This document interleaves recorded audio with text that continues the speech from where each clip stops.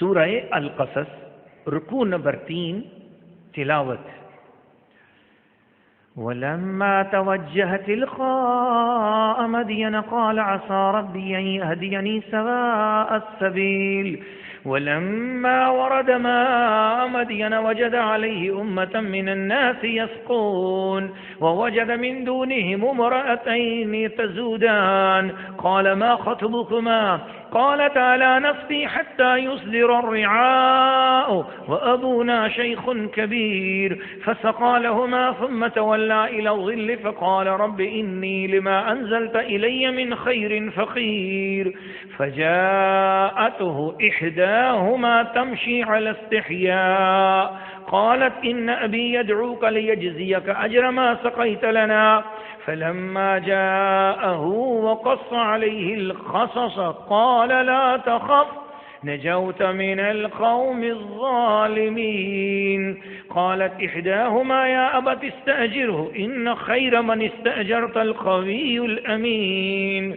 قال إني أريد أن أنكحك إحدى ابنتي هاتين على أن تأجرني 8 حجج فإن أتممت 10 فمن عندك وما أريد أن أشق عليك ستجدني إن شاء الله من الصالحين قال ذلك بيني وبينك أيما الأجلين قضيت فلا عدوان علي والله على ما نقول وكيل.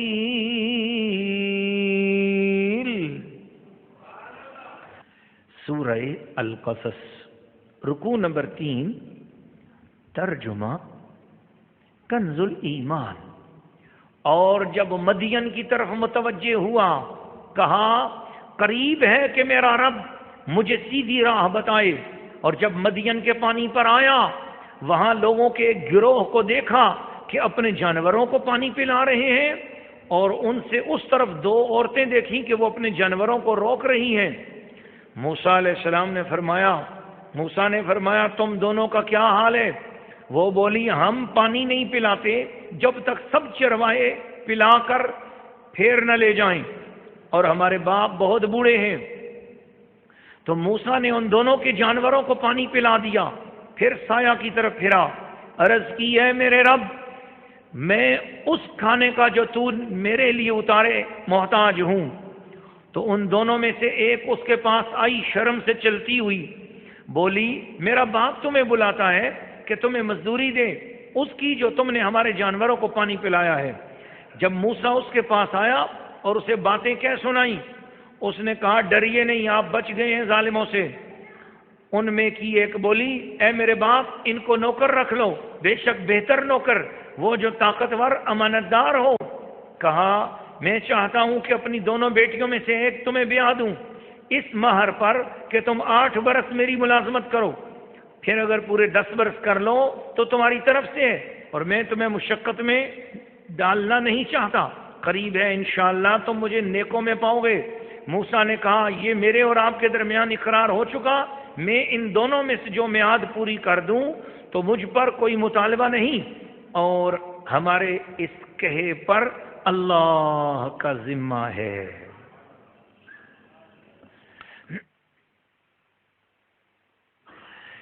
سورہ القصص رکوع نمبر 3 تفصیل. اللہ کے پیارے بندو، قرآن مجید فرقان حمید کو عقیدت اور محبت سے سننے والے خواتین و حضرات، حضرت سیدنا موسیٰ علیہ السلام فرعون کے محل مصر سے نکلے اور مدین کے علاقے میں چلے گئے. وہاں ایک کنویں پر پہنچے، دیکھا لوگ کنویں پر دھڑا دھڑ پانی بھر رہے ہیں اور اپنے جانوروں کو پلا رہے ہیں اور تھوڑے سے فاصلے پر 2 عورتیں کھڑی ہیں اور وہ اپنی بکریوں کو اور اپنے ریوڑ کو روک رہی ہیں. تو آپ وہاں جا کر ان عورتوں سے پوچھ لیں گے تمہارا کیا ہے، تم پانی کیوں نہیں پلا رہی ہو؟ وہ کہنے لگی ہمارے والد بہت بوڑھے ہیں، وہ اب بکریاں نہیں چرا سکتے، ہم ان کی جگہ پر باہر نکلی ہیں، بکریاں چرا رہی ہیں، ان کی خدمت کرتی ہیں، مگر اس وقت تک خدمت ہم پانی نہیں پلا سکتی جب تک یہ سارے چروائے پانی نہ پلا لیں، کیونکہ یہ غیر محرم ہے اور ان کے سامنے اگر ہم کنویں سے پانی نکالیں گی تو معاذ اللہ کہیں کوئی بے پردگی نہ ہو جائے، تو ہم نہیں چاہتی بے پردگی ہو، یہ سب پانی پلا کے چلے جاتے ہیں تو آخر میں ہم پلاتی ہیں۔ حضرت موسیٰ علیہ السلام نے ان کے یہ حیا اور شرم کی جب بات سنی تو آپ نے فرمایا تم ادھر ہی ٹھہرو، میں جاتا ہوں، میں جا کے پانی بھر کے لاتا ہوں۔ تو وہ کہنے لگی پانی تو آپ بھر کے لائیں، لیکن ہم آپ کو یہاں ایک اور کنواں بتاتی ہیں، اس کنویں کے اوپر بڑا پتھر ہے، اس کو ہم ہٹا نہیں سکتی، نیچے بہت پانی ہے۔ کہا اچھا، وہ کنواں قریب ہی تھا، اس پر اتنا بڑا بھاری پتھر تھا کہ 15 یا 20 آدمی مل کر بھی اس پتھر کو ہلا نہیں سکتے تھے۔ حضرت موسیٰ علیہ السلام نے ایک ہی ہاتھ کے ساتھ جو اس پتھر کو ایسے کیا تو وہ پتھر پیچھے ہٹ گیا، اور آپ نے اس میں سے پانی نکال کر ان کے پورے ریوڑ کو پانی پلا دیا۔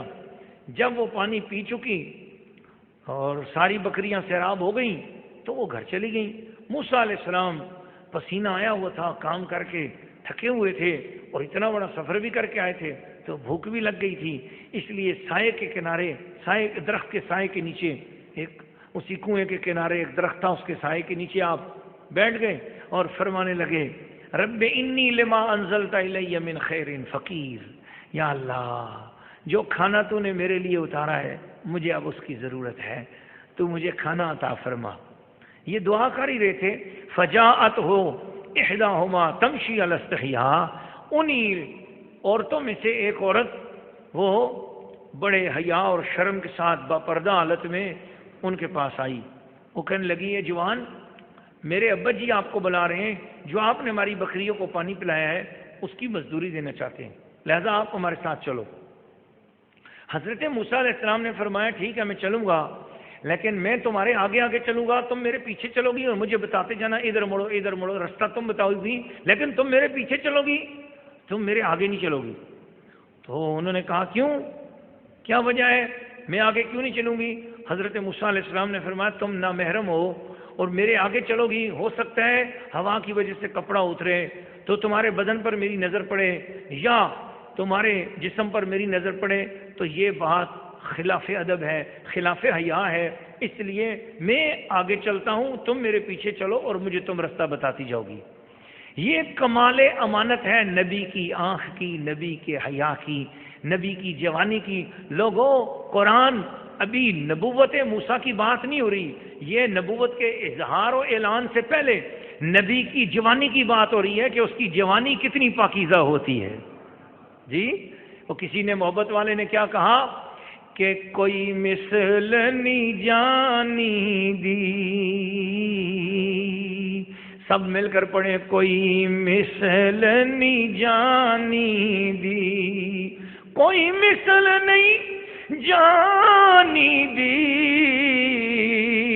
رب پہ قسم کھاوے او دی چڑھ دی جوانی دی۔ نبیوں کی جوانی بھی بڑی پاکیزہ ہوا کرتی ہے، وہ بھی بڑی باحیا ہوتی ہے اور بڑی با کردار ہوا کرتی ہے۔ اللہ نبی موسیٰ کی جوانی کی بات بتا کر محمد کی جوانی کا اشارہ بھی فرما رہا ہے۔ محبت والو، پیار والو، اللہ کے پیارے بندو، حضرت موسیٰ علیہ السلام چلتے ہوئے وہاں پر پہنچ گئے اور انہوں نے حضرت شعیب علیہ السلام کی زیارت پائی، دیکھا بزرگ ہستی ہیں، تعارف ہوا، سلام دعائی، کہاں سے آئے ہو؟ جی مصر سے آیا ہوں۔ کیا نام ہے؟ جی موسیٰ نام ہے۔ اچھا کہاں رہے ہو؟ جی وہاں رہا ہوں۔ سارے واقعات سنے، فرمایا کھانا کھاؤ۔ فرمانے لگے میں کھانا اس طرح نہیں کھاتا جی، ہم نے جو کام کیا اللہ کی رضا کے لیے کیا ہے، کھانا کھانے کے لیے نہیں کیا۔ حضرت شعیب علیہ السلام نے فرمایا میرے باپ دادا کا طریقہ ہے، ہم اپنے مہمانوں کی خدمت کیا کرتے ہیں، ہم تجھے کوئی صدقہ یا زکوٰۃ نہیں دے رہے، یہ ہماری طرف سے ہدیہ ہے، تم کھانا کھاؤ۔ جب حضرت موسیٰ علیہ السلام کو یہ پتہ چلا کہ یہ ہدیہ ہے تو تب آپ نے اسے تناول فرمایا۔ اتنی بھوک کے باوجود، یہ دوسری عظیم الشان شان کہ ایسی حالت کے باوجود بھی آپ کو چونکہ پتہ نہیں تھا کہ یہ کھانا کس قسم کا ہے تو نہیں کھایا، جب پتہ چل گیا کہ یہ ہدیہ ہے، صدقہ اور زکوٰۃ نہیں ہے، تو تب آپ نے کھانا کھایا۔ جب کھانا کھا لیا تو سارے واقعات سنائے، اسی درمیان باتیں ہوتی رہیں، پچھلی سارے واقعات، بنی اسرائیل کے واقعات، فرعون کے محل کے معاملات بتائے۔ وقص علیہ القصص، ان کو ساری باتیں بتائیں۔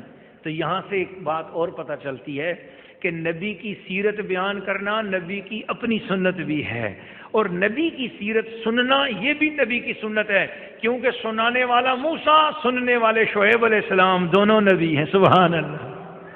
وقص علیہ القصص، آپ نے وہ سارے واقعے سنائے تو دل کا بوجھ بھی ہلکا ہوا، اور حضرت شعیب علیہ السلام نے فرمایا قال لا تخف، بس اب آپ نہ ڈریں، یہ میرا گھر حاضر ہے، آپ یہیں پر رہو، نجوت من القوم الظالمین، ان ظالموں سے اللہ نے آپ کی جان چھڑا دی ہے، بس آپ یہاں رہو، اب آپ کی شادی بھی میرے ہی گھر ہوگی، یہ میری 2 بیٹیاں، ان میں سے جس سے چاہو گے شادی کر دوں گا، مگر اس کا حق مہر آپ دو گے۔ اب آپ کے پاس کچھ ہے تو نہیں ہے، تو حق مہر کے طور پہ 8 سال آپ کو میری خدمت کرنی ہوگی، اور 10 سال یعنی 2 سال مزید اگر خدمت کر لو گے تو آپ کی طرف سے یہ میرے ساتھ محبت ہوگی، تو آپ اگر 10 سال میرے پاس رہ لو تو میں اپنی ایک بیٹی کی نکاح شادی کر کے آپ کے ساتھ رخصت کر دوں گا۔ حضرت موسیٰ علیہ السلام نے فرمایا ٹھیک ہے، ان میں سے دونوں مدتوں میں سے جو بھی میں پوری کر لوں، میرے اوپر اس کے بعد کوئی زیادتی تو نہیں ہوگی؟ انہوں نے فرمایا نہیں۔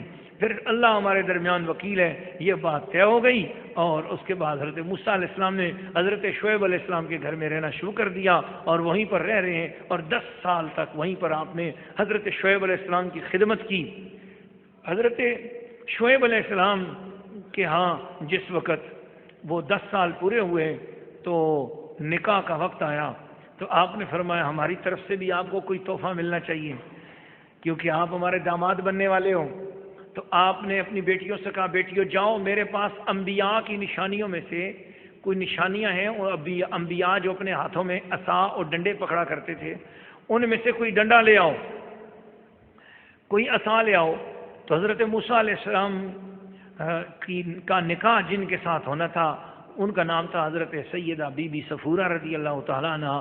وہ نکلی اور وہ گئیں اس کمرے میں جس کمرے میں انبیاء کے تبرکات تھے، ان میں حضرت آدم علیہ السلام کا ایک عصا موجود تھا جو حضرت آدم علیہ السلام جنت سے اپنے ساتھ لائے تھے، اور وہ عصا لے کے آئے۔ یہ وہی عصا ہے جو فرعون کے دربار میں جا کے سانپ بن گیا، یہ وہی عصا ہے، آدم علیہ السلام اسے جنت سے لائے تھے، اور وہ چلتے چلتے حضرت شعیب علیہ السلام کے پاس پہنچا تھا۔ اس سے پتہ چلا بزرگوں کی نشانیاں سنبھالنا اور ان کی زیارت کرنا اور ان کا تحفہ یا ان کو تبرک سمجھنا یہ بڑا پرانا طریقہ آ رہا ہے۔ اب جو منہ مبارک کی ہم زیارت کراتے ہیں کبھی، تو کچھ لوگ کہتے ہیں یہ کیا طریقہ اور یہ کہاں سے لکھا ہے؟ ارے بابا، تم منہ مبارک کی زیارت کے بارے میں سوچتے ہو جس کا تعلق نبی کے جسم کے ساتھ ہے۔ ارے ڈنڈا جو ہے نا، اس کا تعلق نبی کے جسم کے ساتھ تو نہیں ہے، اس کا وہ تو درخت کی چیز ہے، کچھ دیر کے لیے نبی کے ہاتھ میں آیا اور صدیوں تک نبی اسے سنبھال کے اپنے پاس رکھتے رہے ہیں۔ تو جو منہ مبارک ہے وہ تو ہے ہی جسم مصطفیٰ کا حصہ، وہ تو رسول اللہ کے جسم کا حصہ ہے۔ اگر ڈنڈے کا اتنا زیادہ احترام ہے، اور وہ موسیٰ علیہ السلام کو شادی میں اپنے سسرال کی طرف سے تحفے کے طور پہ مل رہا ہے، سبحان اللہ سبحان اللہ۔ وہ 2 شاخہ تھا، تو وہ آدم علیہ السلام کی طرف سے آ رہا تھا اور چلتے چلتے حضرت شعیب علیہ السلام کے ہاں پہنچا تھا۔ تو وہ آپ نے حضرت شعیب علیہ السلام نے فرمایا چونکہ آپ میرے داماد بھی اب بن رہے ہیں، میری طرف سے یہ تحفہ رکھیں۔ اس کا مطلب یہ ہوا، یہ فرض نہیں ہے، واجب نہیں ہے، سنت نہیں ہے، لیکن میں ایک اپنی محبت کی بات کرتا ہوں کہ سسر کو چاہیے کہ وہ اپنے داماد کو کوئی نہ کوئی تحفہ دیا کرے۔ محبت کی بات کی ہے میں نے، پھر ساتھ یہ بھی کہہ بھی دیا ہے، فرض نہیں ہے، واجب نہیں ہے، سنت نہیں ہے، لیکن یہ تحادو تحابو، حضور نے فرمایا ہدیے دیا کرو، ہدیے لیا کرو، اس سے محبت بڑھتی ہے، محبت میں اضافہ ہوتا ہے۔